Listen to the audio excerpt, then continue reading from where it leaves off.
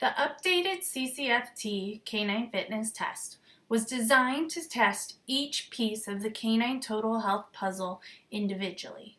We have a test for cardio, flexibility, strength, balance, and mental fitness.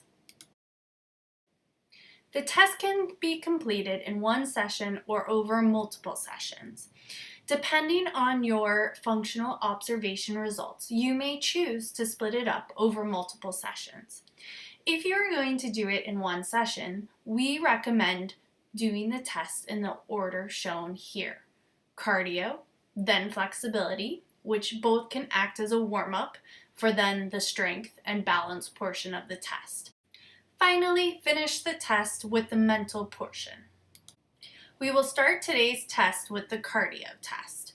The goal of this test is to assess the dog's aerobic cardio fitness. Before starting the test, you will take the dog's heart rate and respiratory rate. This video shows a Then warm up nice, the dog on the easy, treadmill slow trot. for around 5 minutes. We will ask the dog to do an easy trot for up to 30 minutes.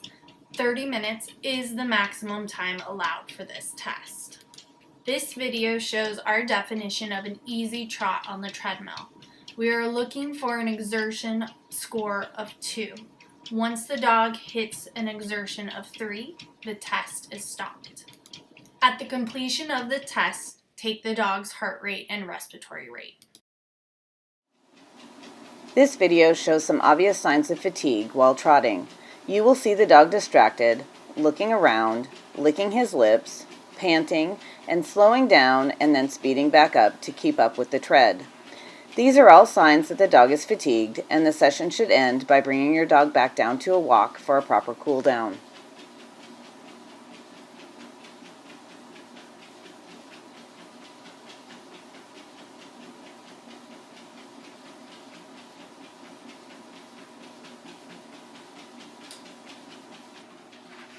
Following your trot session, it is always recommended to do a 5-minute cool down at a walking speed.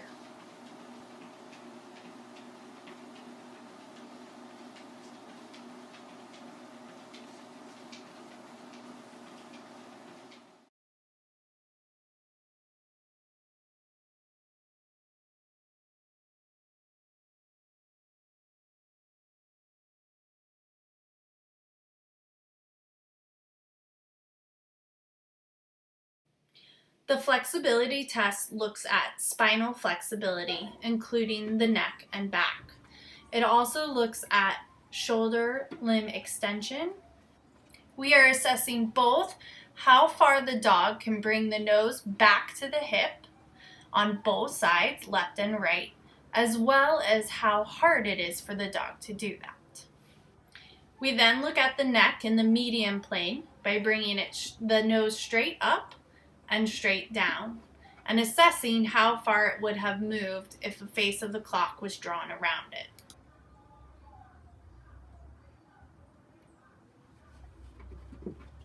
Finally, we will assess a bow position, looking at shoulder extension and how easy it is for them to get in that position.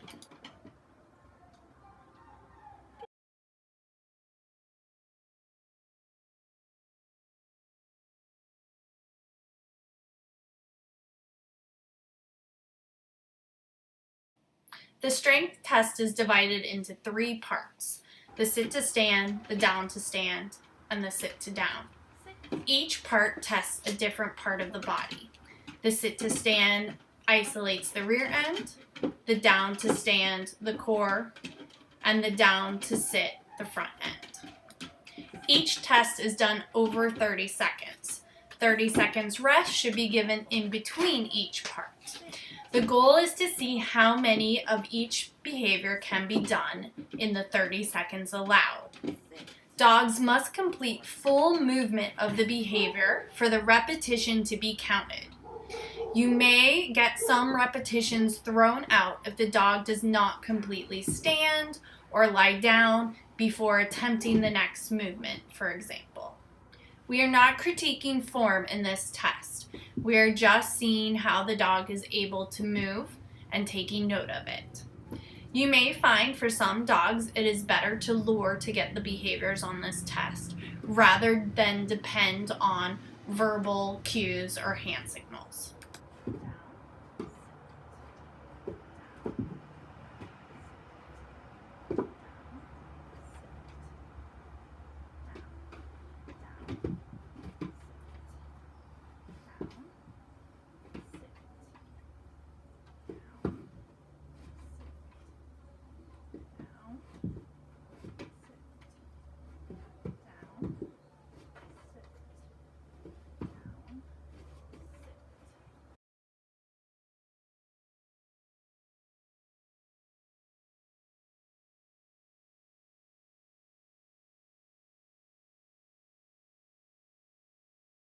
The balance test is a static stability test in which the dog is required to maintain a stand and stay position with proper form while on equipment for 15 seconds. Depending on the dog's size, there is a different list of equipment that should be used.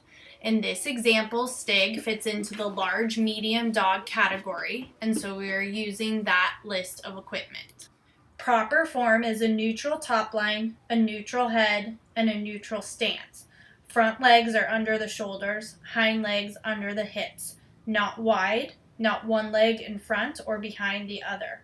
The dog is well balanced. The equipment can be stabilized while the dog gets into position, but once in position and with the time started, they should be able to stabilize the equipment themselves.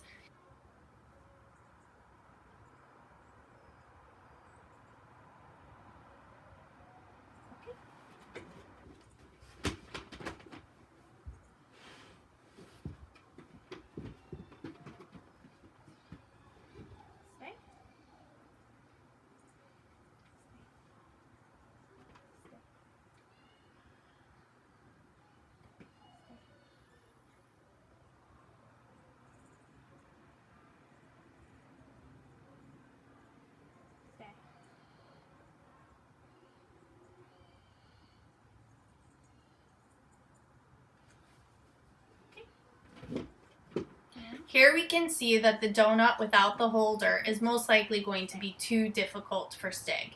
He struggles to get in position and hold the donut steady, even with me stabilizing it. Eventually, he is able to get into position, hold it stable, and have me let it go, but he is not able to hold the position for a full 15 seconds.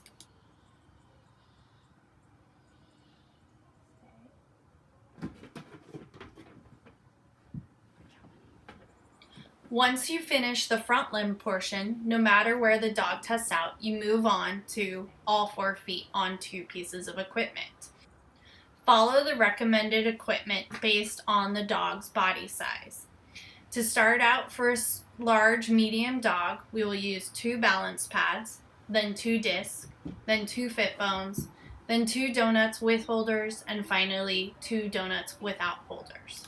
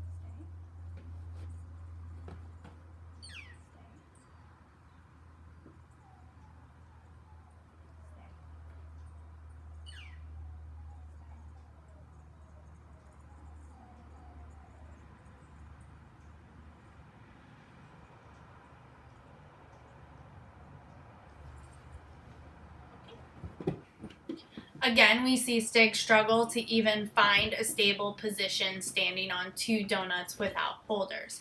This is an indication that this part of the test will be too difficult for him. He is eventually able to find his balance, but again, he is unable to hold the position for a full 15 seconds. This would be a stopping point.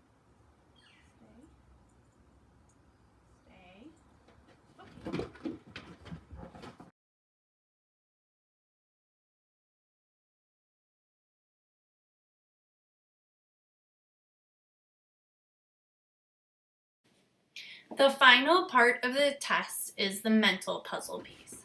This part of the test most closely resembles the previous canine fitness test, and that we are testing what the dog knows and if they can do it in proper form as defined by the canine fitness trainer. You will start this test by asking the owner what behaviors he or she believes his dog can do based on the list provided to you in the test forms.